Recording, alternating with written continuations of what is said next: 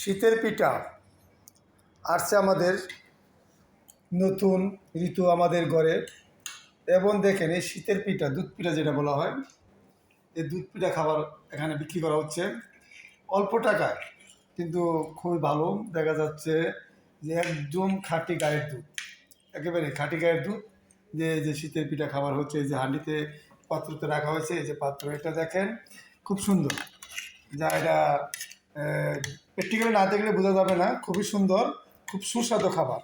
হ্যাঁ, একদম খাঁটি গায়ের দুধ এবং খেজুরের গুড় দিয়া খুব সুন্দরভাবে এই পরিবেশন করা হচ্ছে, খুব সুস্বাদু।